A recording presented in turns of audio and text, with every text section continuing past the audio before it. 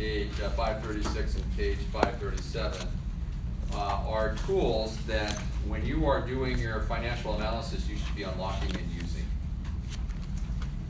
You cannot have, in my view, a salient conversation in and amongst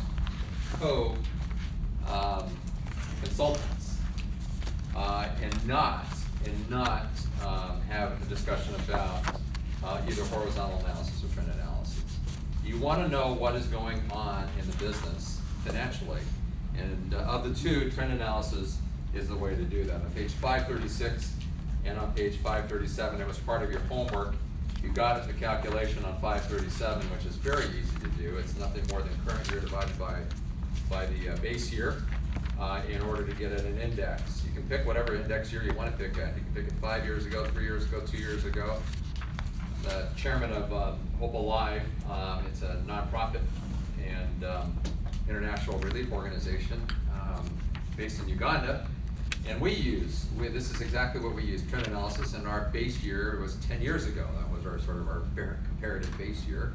And we've not budged from that. You can pick any base year you want, compare it to your current year, and use, at minimum, what is exhibited in Exhibit 4, top of page 537, where you are trending net revenues, operating income, to at least get you two comparisons or comparative tools on what's going on in this business. Listen, revenues and operating income turns out to be profit margin. So what's nice about what you see in Exhibit 4, if you take, you can add one other horizontal line to this. You can add profit margin underneath it by taking your revenue and dividing it by your operating income to come up with profit margin. You talk about profit margin. How has profit margin been trending? And how has it compared to our peer comparison? You simply cannot have a cogent, better than salient, a convincing argument in your group unless somebody is crunching numbers using trend analysis and vertical analysis. I told you vertical analysis a couple of weeks where you take your income statement and you drive the percentage numbers vertically. So chapter 14 is just an excellent chapter in the real world of consultation using numbers to get at understanding what's happening with business. And if you can get peer comparison, and you can throw peer comparison in there, you're great. Otherwise you have to use past performance. But somebody's got to crunch trend and vertical analysis. And if you're not doing that, you're not doing justice in ruling out the financial perspective. Do you understand me? Somebody has to crunch the numbers, figure out what the base year is, and determine which of the items in the income statement or on the balance sheet you want to trend. I've already told you the big ones are top line and bottom line. Here they're giving you top line and almost bottom line, depending upon whether they've got earnings before interest and taxes. We were learning that, aren't we? This case in Exhibit 4, on page 537, they're trending in percentages and in dollars, both top line and could be bottom line. All I'm telling you to do, now that you know that operating income divided by revenue is profit margin, why not add another column, another horizontal analysis here by taking a look at profit margins, adding a third here, and then talking to each other. This is the margin that's been going on comparatively by their base year for the last 5 years. And if you got a peer, this is what they've been doing. Boy, that answers a lot of questions if you're looking at operating income and or net revenue, two of the line items on an income statement. Not a hard thing to do. Someone needs to crunch numbers, all right? So don't underestimate what you looked at 2 weeks ago as a tool to rule out financial perspective. I would be looking for that ruling out language in your analysis in here, footnoted somewhere. So we took some time and we crunched some numbers, we trended them out, we looked at trend analysis, we did some vertical analysis, and we concluded that the primary issue in this company had very little to do with the financial perspective, but had more to do with internal customer or employee, for example. You cannot get away with, listen to me, you cannot get away with making an argument that the other three perspectives are at issue and not financial, absent doing that work. Someone this week needs to do that. Now, I saw that last week with a couple of your groups, vertical. That was excellent. Saw some vertical analysis being done, percentages. And with pure comparison, that would be great, but someone needs to do some trending and trend at least 2 of the line items in your income statement, right? Top line, bottom line. Calculate profit margin. There's your big 3. So you can talk intelligently. Owner, your profit margin's X, and your profit margin's been X for the last 5 years. Trending a little down, trending a little up. Trending way up 7 years ago. What happened 7 years ago? And by the way, profit margin's been trending like this, and your peer's been trending like that. What does that tell you? If I can stand up here and talk just like that, hue and cry, this is this one, and ADT, this is what they're doing. Right? Is that a powerful message? Well, it is if you can back it up with what's going on. That does demonstrate the difference between those 2 curves, ADT and hue and cry, on net revenue and operating income, to be able to get to somewhere in the PowerPoint presentation to talk about what's going on in here and what we got to do to fix. So if that's a profit margin issue, it's a relationship between revenue and operating income, it then tells us that we've got an issue with cost of service or cost of goods sold, operating expenses, or revenue. What do we got to maximize? What do we got to minimize? I'm telling you something. You cannot come out of this class absent not doing trend analysis, which is why 2 weeks ago, early on in this class, I had you wrestle with this simple formula: 100 times in the numerator current year divided by the base year. You can pick out whatever the base year is and trend. Easy to do. Easy, easy, easy. And then the smart ones, you really want to do this and you've had a lot of time in your company, do past performance analysis. Trend out over the last 10 years, and then you can determine which is the base year, and then you can come up with what's the best sort of base year to compare this business to and what it ought to ascribe towards as it's moving forward. So you should really be thinking about that. On page 538 again, and on page 539, the common size income statements and the common size balance sheets. The better one to look at, frankly, is on page 539, Exhibit 9, the common size income statements. Those are just excellent tools that somebody should be doing in your group. You should be using Exhibit 9 as a tool to help you rule out the financial perspective. And you should be passing Exhibit 9 out in your group, and each of you talking about Exhibit 9 in your group concerning your company. What's the common size income statement look like, comparatively speaking, to the previous year, 2 years, or 3 years, by way of trend analysis? Previous exhibit and this exhibit bring together a very cogent argument about why the financial perspective is not at issue or why it is at issue. Either way, you're intelligent people, and you're about ready to graduate with a degree in business. You should be able to make the argument one way or another and distill it down here and distill it out here. Yes? That's why these 2 curves are like this, and we're going to talk to you, Mr. Business Owner, why you're here and ADT is right there. Bear with us as we talk about what perspective in the 4 perspective is on fire or is smoking. And we're going to walk you through that so that we finally get at a solution. And in our view, the solution is maximizing your revenue. And here's how we're going to do it, because it seems to be your operating expenses and your cost of goods sold are in line. It's the revenue issue. That's where you're taking a hit. And that's what we want to talk about today. Well, I'm going to be sitting back there if I'm the president of Hue and Cry, which was sitting back there, and I'm going to be sitting with a great deal of interest in hearing this group talk to me about what I've been grappling with for the last 5 years.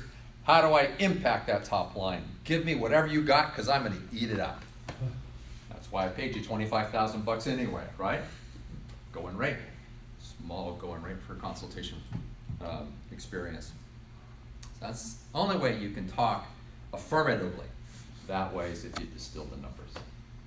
So when he goes home and he opens up his book and he takes a look at the solution and he reads the asterisk, oh, I see. I see the vertical analysis, the horizontal trend analysis. I see how that was trending. I see how they got at why they make the recommendation, why they ruled this out and that out. It's sitting right here. So don't think you can slide through the reality that just because you don't use the financial perspective, you have nothing meritorious towards the financial perspective, either here or out here.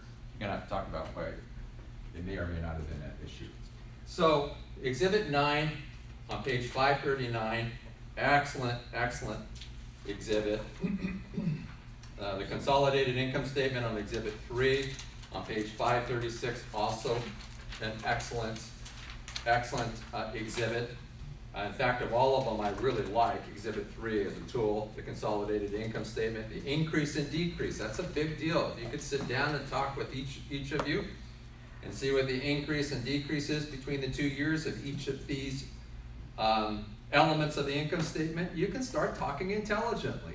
And especially if Exhibit 3 on page 536 had a 5th column, what would be in the 5th column if I were running this? If I were doing this, what do you think I would have in the 5th column? Peer comparison. That's right. And then if the owner comes to me and says, why did you assert what you asserted? I would say, well, let me draw your attention to Exhibit 3 in your book. Let me show you why. Because this is exactly what you were doing, and this is what the peer showed you're doing. Can you not see, by way of evidence, delineated in this consolidated statement, that this is that issue? So the person who's the number cruncher in your group, persons, would be wise to spend a little bit of time doing that. The other area in chapter 14 that is also just outstanding is your homework this week, and fairly easy. I'll tell you why your homework is fairly easy, because your book's already done it for you. I'll show you where it's already done it for you. Where you're going to want to look at is your template. And the template, what I'm after is the example they give you on page 5. Let's see here. That's on one of these pages. I shall find it. If you take a look at page 561, actually from 559, the review problem, all the way over to 562 is the layout of all of the various ratios that you're asked to do in your technical problem. So if you lay it out like you see on page 561 to 62, put it in your Excel spreadsheet or do it by hand, you're going to get at the example of what you need to do for your homework this week. But the ratio analysis is a big deal in the world of consultation. If you look at page 561, top of page 561, the ratio named right at the top, we get at one ratio that is huge. What do they call it? What's it called? Profit margin. And what is profit margin? A relationship between what and what? Tell me, what is it? You should know this. Revenue and operating income. Boom, it's right there. Fast Burger, if that's the company we are, had profit margin of 3.4%, but Tasty Steak, it's comparable. Its peer comparison had a 4.0% profit margin. Which of the two companies is more favorable at ratio? Certainly Tasty is, but if Tasty happens to be our peer comparison, what are we going to tell our owner who owns Fast Burger? At minimum, if we didn't have anything but this, what would we say as business students? There's something going on here or here? What would you say? Yeah. Tell me. You would say something's going on here or here, and anything in between is for takes. Operating expenses and cost of goods or cost of service sold, right? Because that's what's in between.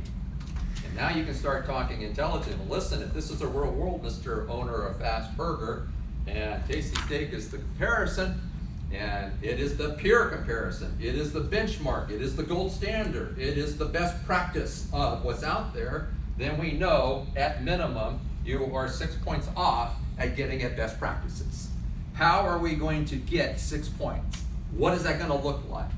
And one of you in your group is going to argue it is top line, and another one's going to argue it is minimizing, and another one's going to argue it is inputs. It's an issue with building and putting together cost of goods. And one of you is going to come up with an argument that says the issue is minimizing or maximizing. Okay? So this is a very relevant tool in the world of business. No matter what you're doing, ratio analysis. The second ratio that is of value there is asset turnover. and return on assets. I'm going to come to those in a few moments to show you what those are just in a minute, very quickly. But at minimum, those first three are gigantic. If you did not do anything, honestly, but just did these three right here, someone in your group, profit margin, asset turnover, and return on assets, you would be doing great justice to ruling out or ruling in the financial perspective. So let's take a look at, very quickly, some of these ratios. The ones I think are going to be important for you this week, so that you can get at attacking not only the tables I talked about, but some of these ratios that hopefully will make itself in either in that book or in your presentation if you decide to move towards the financial perspective. On page 541 is where these ratios begin, page 541.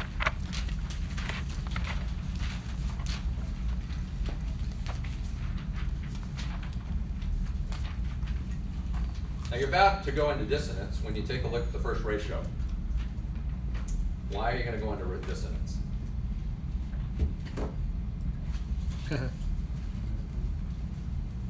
Profit margin.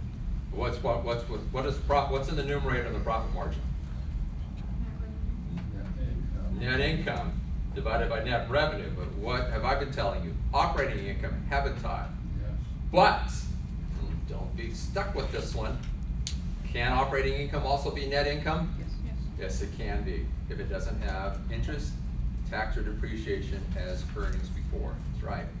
So don't be thrown by the fact that it's net income. It doesn't matter whether it's net income or operating income. If a company has net income, you take the net income. But if it is operating income, you use the operating income. In this example, you are seeing the analysis done by trend. This is a trend analysis. Well, what do I mean by trending? It's showing 2010 versus 2011. It's a past performance analysis on profit margin. Have you done that? Have you done that in your groups? Have you trended over the last 5 years just on the company on what its differences are between its profit margin in those years? If you haven't, do it.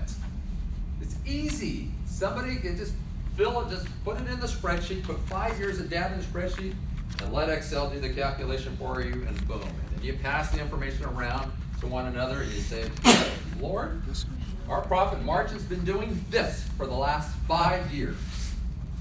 And we're working on internal business perspective? Or customer perspective? Maybe. Why? It's doing this in the customer perspective. Why could that be more of a better discussion than the financial perspective? Not having customers, we don't need That's right. So maybe it is a really customer issue. We need to start working on what we got to do customers to do this. And sort of ratchet this thing up, right? So profit margin's a big deal. I've eliminated that over the last couple of weeks. It's such an easy analysis. All of you with your financials can do that, and you should be doing it for the last 5 years. 5 years minimum. If you don't 5 years, 3 years. If you don't 3 years, then 2 years. But if it's been 5 years, go back 5 years and take a look at the profit margin. If you can get peer comparison, great. If you can't, see what the heck is going on with profit margin. Everybody in the world of business, everybody, and I mean everybody, including the sharks on TV, talk about profit margin. When they ask the owner who walks in on the Shark Tank and they say, what's your margin? They are talking about gross margin? No. They are talking about profit margin. Gross profit? No. They are talking about profit margin. The owners of the guys on the sharks, the angel investors, you want to call them that, or the investors, kind of investor that they are, they're very interested in profit margin because they're thinking the way I've made money is either total top line and bottom line. Okay. They get this math very, very quickly. The other one that's very good is on page 542, and that is asset turnover. That is a relationship between the numerator, the income statement, and the denominator, the balance sheet. That's a good one. What do you think that's telling you? When you look at the numerator and you look at the denominator, what do you think that's telling you? Just think about it for a minute. What's happening in the business and what this ratio is telling you. Don't tell me what it's telling you in terms of dollars and cents. What do you think it's telling you about the business? What's this telling you?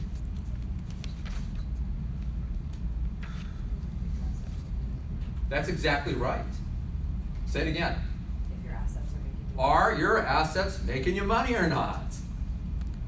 So if I've got $1 million of assets sitting in my business against stated sales that happens to be represented by 1.7 or 1.8 or 2 times, but my peer comparison is 5 times, it's telling me my assets are not making me enough money. In other words, I'm overcapitalized with assets. I've got too many of them. It's a big, big deal. It's a big deal in the world of business. Bankers look at it all the time. They want to know what your asset turnover is. They want to see if you're overextended or not, if you purchased way too much. Starbucks had this issue between the Great Recession, because when they were going into the Great Recession, they were in this huge ramp up where they pre-purchased tons and tons and tons and tons of equipment and stuff to build out. But what happened when we hit the Great Recession? Dive, stopped, the leases stopped, everything stopped. What do they have in inventory? A ton of stuff. So those assets, were they making them money or not? No, they weren't. Was their asset turnover going down? Yes, it was. It was trending significantly. So 1.7, what does that mean? $1.07 of net revenue to $1 of average assets. $1.70 of net revenue to $1 of assets. That's what that means, 1.7 there. Or what does 2 mean? Or 1.8 means $1.80 of net revenue to $1 of assets. That's all it is. The ratio dollar ratio between the numerator and denominator. So when you look at 1.7 times on page 542 in asset turnover, it's 1.7 times means $1.70 of net revenue to $1 of average assets. What does that mean? For every dollar of average asset I have in the business, it's making me what? $1.70. But if it was inverse, would that be problematic? Yes, it would be. If it was equal, would it be problematic? Yes, it would be. Do you see the larger that thing is, the better it is? What's that telling you? That the computer you bought, these tables you bought, the carpet you bought, the coffee machines you bought, all the instrumentation you bought is doing what for you? Losing you. It's either losing or making you money. Oh. And the greater that ratio is, the greater what? The more money you're making. And if I know by way of peer comparison that the rest of the world that does what I do is doing 1.4, 1.5, I'm thinking my assets are making me some pretty good money and my ratio turnover, my asset turnover is doing pretty good, right? Good tool. And then the third one that I think is a very, very excellent tool in this whole section here in terms of evaluating profitability in a business, and that's really what you're doing more than anything else, not liquidity, but profitability, is also one that's very similar, and that's return on assets, and that's how much net income, how much profit my assets are making me. So one on the one hand is revenue, another one on the other hand is what? Net income. One is top line, one is what? Bottom line. What's the big deal? Why would I want to know how much my assets are making me on the top and how much they're making me on the bottom? Because it tells me a lot about how much profit I'm making pursuant to my assets to how much revenue I'm making. Those ratios are very, very important. You'll know that they are then a function of both the income statement and the balance sheet. And if you don't have both, you're not going to have a whole lot of luck using these, right? You've got to have both income statement and balance sheet. So those are just excellent, excellent tools for sort of assessing the profitability of the business. And you're going to learn this week when you take a look at pages 547 and you do your homework this week, 547, 548, and 549, this whole section here evaluating the operating system of this, how well the business is operating. They've got a number of different ratios in here, including receivables turnover, days sales are uncollected, payables turnover, days payable, days inventory on hand, and inventory turnover. If any of you think you've got an issue with any of these, too much inventory, then this is evaluating operating asset management. This is a good place to park and to take a look at some asset ratios to make a determination of whether or not you've got a asset management problem, right? So the first part does help you with a little bit of that in getting at asset management, but the second section here, evaluating operations based on asset management, is a whole lot better. So inventory turnover, days inventory on hand, blah, blah, blah, blah, blah, as you get through the various pages there. Of the sections you're going to be looking at this week, Two of them are sections that are gonna have to be done by way of a learning outcome, but the two that I want you to focus in on are the two that I talked about tonight. And that is the first section, evaluating profitability, which are the first three ones I talked about. All of you should be doing that in all your groups. And then, subject to what business you're looking at, the second section that's important in here is evaluating operating asset management on page 547. You've got a lot of inventory I'd be looking at as well. Those are the two very important ones, but you've got a homework assignment that's gonna have you go through all of those. But in terms of doing your consultation, that's a big deal. Any questions in chapter 14? Any questions on that? Okay. Did you hear me loud and clear about bearing down a little bit and doing some number crunches? Putting a little bit more number analysis in to rule out. It's the first time I've talked about ruling out the financial perspective. Right? Chapter 14 does that for you. Okay? Or did I cause greater dissonance? No, He's done a fabulous job. nothing if some of them take care of. Yeah, so each one of your groups has somebody who's a number cruncher, right? Yeah, I see that on you. Not me. And that's the appropriate way to attack this thing is, part of it is delegating, if you remember Dr. Tuckman's work, right? And all the stuff that he did in teaching you about group dynamics in the performance stage. Once you get past norming, it's about delegating, and you're gonna delegate, people who have some strengths in certain areas. Right? Does that make sense? Couple of other things I wanna show you, then I'm gonna just get out of Dodge in terms of this, and then spend time with you in your groups to make sure you're on track. To help you think through some stuff you may not have thought about, to get an idea of where you're at. And if you haven't unlocked what the issue is, maybe to help you begin to move in that direction. And then I'm gonna go on vacation, and I'm not gonna think about you at all. I'm sorry to be so flat. And if you don't We're all like it, you saying can come up 3 here right weeks, 3 now. weeks, that's where we are. That's exactly right. So when you graduate, you ain't gonna be thinking about me. To the contrary, you're gonna be saying, hallelujah, because I just went through 10 weeks of hell. And I get that. I get that. But I also know I've been doing this long enough to know, I tell you the truth on this, that these will be the classes you will remember. I believe you. Yeah. There it is. With Yeah. all my heart, I believe you. She'll not forget. I'll see you walking around in life as zombies. Shaking a little, twitching. Every time I come in your presence, you're in dissonance, like, no, what's wrong with that person? Snap out of it. Yeah.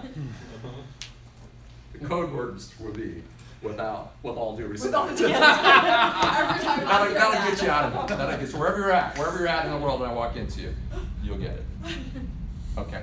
So just a couple other things that I want to show you that as your homework assignment, good tools, just like Eva is an excellent tool that you looked at in your homework assignment. A couple of other things that I want you to just pay attention to, and then we'll be back here for this night. Chapters in my hands tonight, 7 and 14. Okay, now. We need to make a statement. I don't know.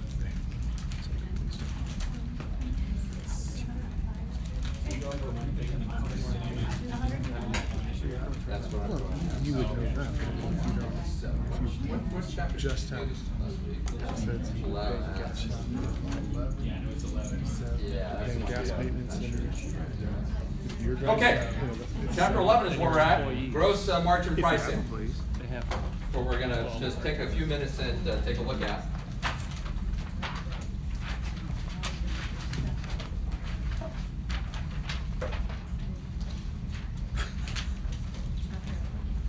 Now, tell me where the gross margin's at on an income statement. Tell me where the gross margin's at in an income statement. Is it at revenue? No. Is that cost of goods sold? No. Is it here? Yes. Yes, it is. Gross what? Gross. Margin.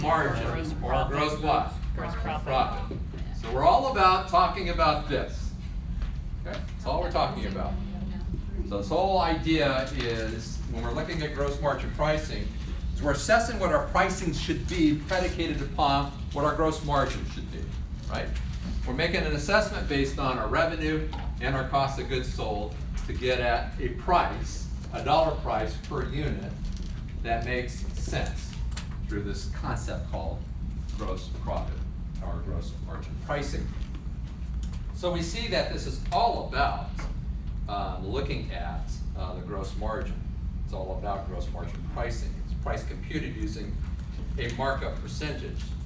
And that's worth looking at. If you think you want to get a profit of $10,000 more in a given year or $10,000 more in a month, gross margin pricing is a system you use to target what your pricing should be to get at that. But there's a danger in doing this. What do you think the danger in using this tool might be in the real world of business if you're manipulating pricing?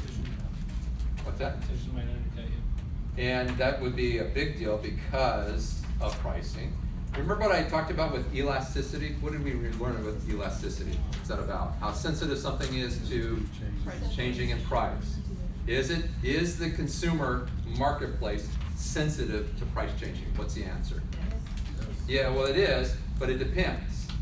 If it's inelastic products like cigarettes, does the marketplace react to price changes more dramatically than they do to elastic products? No, but the danger here is if you're not an economics student, you're an accounting student and not aware of that, you may think that by adjusting prices arbitrarily, even using gross margin pricing, is not a bad idea. I'll tell you the real world. You run any kind of businesses, and the place I saw this is when I owned the Subway stores on the Hawaiian Islands. We had 26, 27 stores when I got out of it. When we adjusted pricing by just a margin, it had a dramatic impact. So consumers are very, very sensitive to margin pricing. But by way of a tool, it's not a bad one. That is to get at, if I want to make $10,000 more as sort of a gross margin increase, then it gets me at what kind of pricing I need to be moving at. So you see the formula on the bottom of page 399 there, getting at this. You'll notice some of the variables involved in that include the total production cost per unit. So what does it cost me to produce one of these? Total production cost to produce one of these. And then what my markup percentage. I want to increase my markup percentage by 10% times my total production cost per unit. That's the formula that is used here. We move all the way over to page 400. You see that playing itself off quite well at the top of page 400. That in order for this individual, this company, I think it wanted to increase its profit by a certain unit amount. 68%, it was an increase, it was a significant increase. He would have to sell his product at $40.50. In other words, a gross margin at 68.75%. So to get at a 68.75% margin, in other words, the selling price would have to be $40.50. So if I had a gross margin that was 65%, and I wanted to go from 65% to 68%, gross margin pricing may be the way to do that. And this is sort of the system you use to move in that direction. It tells the owner, in other words, what your selling price should be. If you're arguing, we have an issue with gross margin pricing. But here's my issue with this. If our owner is doing 65% in his gross margin, that divided by that's the analysis there. And my peer comparison tells me in the world that he should be at 65% and he has 65%. Is gross margin pricing going to be something I'm just spending time on? No, right? No, I'm not. So that's going to count that out. But in the real world, this does happen. You're going to be somewhere between 60% and 70% if someone's hovering right around 65%. That's what happens in the real world. If they're down in this neck of the woods or up in that neck of the woods. If this is best practices sitting here, then I know I've got some issue either here or there or in my pricing. I'm not a huge fan of this because I've owned a bunch of businesses and I know that it is a problem, a serious problem when you are manipulating price. It's a big, big deal. big deal. Or we discovered this in our Subway stores. You will not believe it, what sandwich was at issue with this. Spam sandwich. So, Yeah. this stunned us. In Hawaii? Stunned us, right? It is. But could we raise that sandwich by 10 cents as staple to the Hawaiian culture? Honestly. It is. Oh, yeah. It was an attack on them as a people group. Really? I dared not walk out of any of my stores. I'd tell you that much for a fact. When that did happen, we learned a very, very strong lesson. Spam sandwiches. And a number of businesses. I was the international vice president for Gloria Jean's Gourmet Coffees for many, many years. And Gloria Jean's discovered anytime that they messed around with their prices, that there was a revolt with the consumers. It's not an easy thing to do. Therefore, my recommendation to all of you sitting here tonight is not thinking about, well, Mr. Owner, one of the ways that we could maximize is for you to change your entire price structure by 10%. Now, it's one thing to be able to assert that, but it's another thing to argue substantially using numbers to determine whether that's appropriate or not. And now that you've got economic training, one of the things that you'll be able to tell the owner is, listen, you got a product that's highly elastic, burritos. You change pricing in your structure, your competition's gonna eat you alive, right? And you're right about that because of the law of substitutes.